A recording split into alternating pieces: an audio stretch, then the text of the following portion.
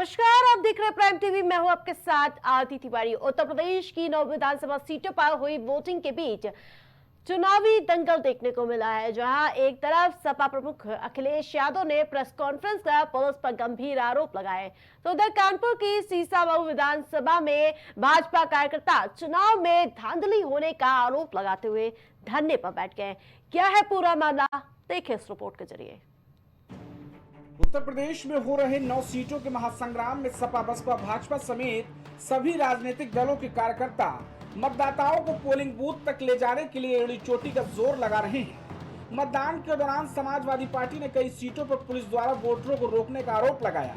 सपा के आरोपों के बीच सपा मुखिया अखिलेश यादव ने खुद प्रेस कॉन्फ्रेंस कर कई पुलिसकर्मियों पर कार्रवाई की मांग की। जो शुरुआत हुई, पहले तो एजेंट बनने को लेकर के दिक्कतें नहीं, लेकिन समाजवादी पार्टी के कार्यकर्ता जिम्मेदारी के साथ और उन परिस्थितियों में भी एजेंट बने जहां पुलिस लगातार रोकने का प्रयास कर रही थी। उसके बाद जब से वोट पड़ना शुरू हुआ है, तब से शिकायत आना शुरू हो गई हैं। मैं श्रीवास्तव जी से कहूंगा, वहीं से दिखाएं कितनी शिकायतें हम लोग सुबह से कर चुके हैं। इतना ही नहीं, सपा मुखिया ने धांधली का आरोप लगाते हुए कुछ चुनिंदा अधिकारियों के नाम भी लिए, नौकरी, पीएफ, पेंशन और इज्जत जाने की धमकी तक दे डाली। कुंदरकी के थाना अध्यक्ष प्रदीप कुमार शरावत, मेनाडेर की पुलिस थाना अध्यक्ष किरणपाल सिंह, एडीएम मुरादाबाद, डीएसओ अजय प्रताप सिंह, और इनका नाम कौन नहीं जानता, कमिश्नर इंजीनियर, कौन नहीं जानता। मीरापुर पुलिस थाना अध्यक्ष अनिल कुमार सिंह। मेरी अपील है कि ऐसे दोषी अधिकारी तुरंत हटाए जाएं। कमिश्नर मुरादाबाद और सीसामऊ के Dinesh Tripathi, DCP central Kanpur, Dinesh Singh Bisht inspector Chamanganj, Ravindra Srivastava inspector Colonelganj. ये जानबूझ करके इनको पोस्ट किया गया है कि वोट कैसे रोका जाए। क्या हमें आपको नहीं समझ में आ रहा? सेंट्रल कानपुर। इस दौरान अखिलेश यादव ने भाजपा पर जमकर हमला बोला। अखिलेश यादव लाइन दर लाइन भाजपा को कोसते नजर आए और अपनी जीत की हुंकार भरते हुए भाजपा पर बेईमानी के आरोप लगा दिए।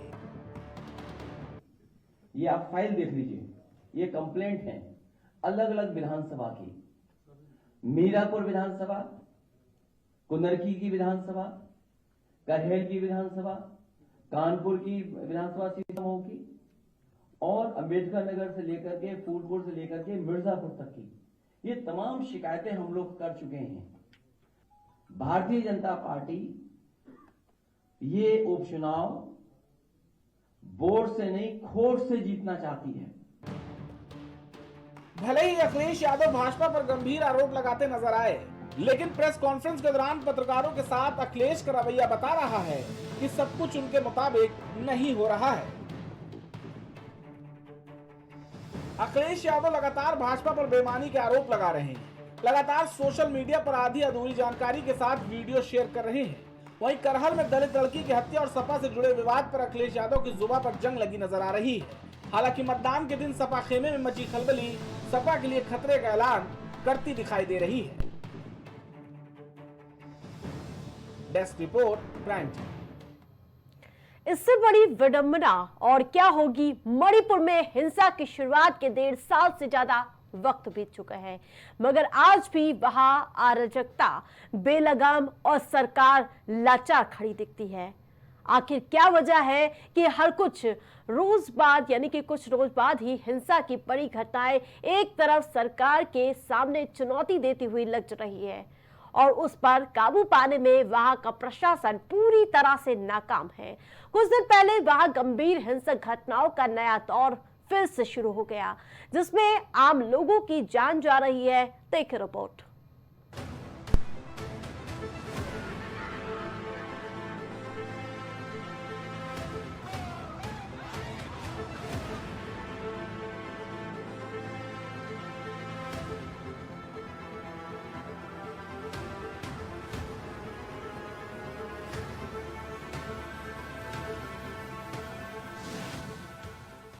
ये समझना मुश्किल नहीं है कि कुकी और मैतेई समुदायों के बीच लंबे समय से चल रही हिंसा के बाद अब लोगों का गुस्सा सरकार के खिलाफ भड़क रहा है और नेता भी हमलों के निशाने बनने लगे हैं।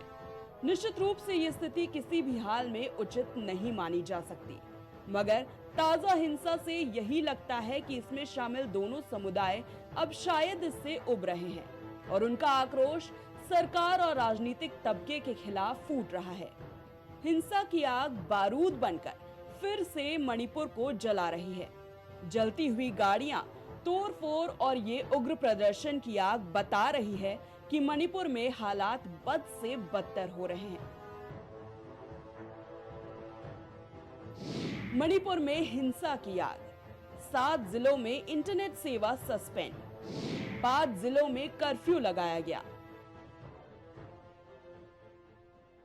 वहीं गृह मंत्री अमित शाह ने नागपुर की 4 रैलियों को रद्द कर दिया था और दिल्ली लौट आए थे। साथ ही कानून व्यवस्था की समीक्षा के लिए केंद्रीय रिजर्व पुलिस बल के प्रमुख अनीश दयाल को लगाया गया है, लेकिन तस्वीरें बताती हैं कि मणिपुर में हालात ठीक नहीं है। वहीं मणिपुर हिंसा पर सियासी तपिश भी बढ़ने लगी है। पूरा विपक्ष हिंसा पर हमलावर है।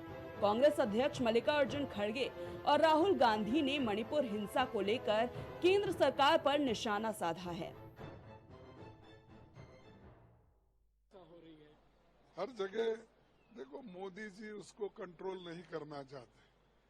मणिपुर में हिंसा आज नहीं, सालों से हो रहा है और वहां पर राहुल गांधी जी जाके आए और वहां से पाद यात्रा, भारत जोड़ो यात्रा वहां से निकालकर महाराष्ट्र में आए, मुंबई में। लेकिन मोदी जी अभी दुनिया की चक्कर लगा रहे हैं।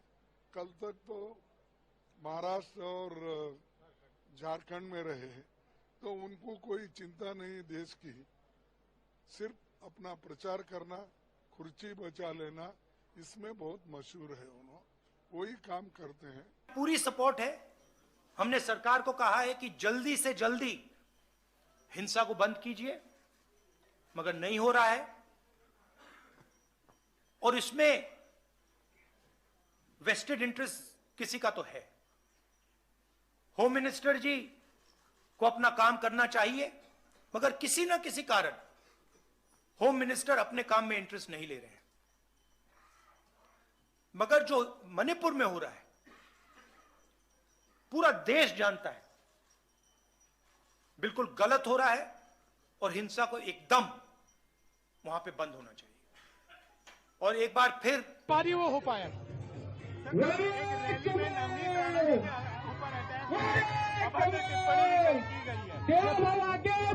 मुद्दे जब समाप्त होते हैं तब ऐसी बातें होती हैं।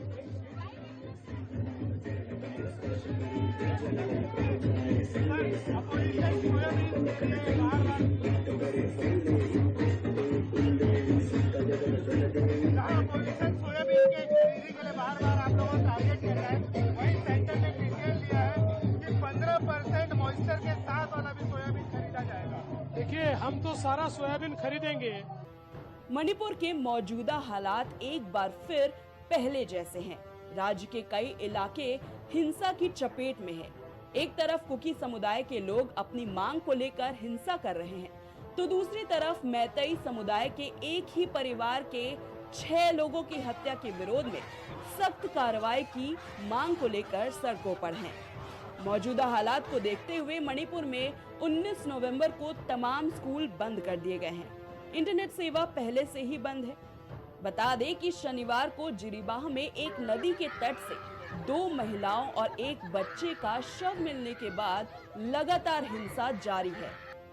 सवाल है कि किसी भी सरकार को अपना समूचा सुरक्षा तंत्र झोंकने के बाद हिंसक घटनाओं पर काबू पाने में कितना वक्त लगना चाहिए। मणिपुर हिंसा पर लगातार सियासत देखने को मिली। हमारी खास रिपोर्ट पर फिलहाल इतना ही। देखते रहिए प्राइम टीवी।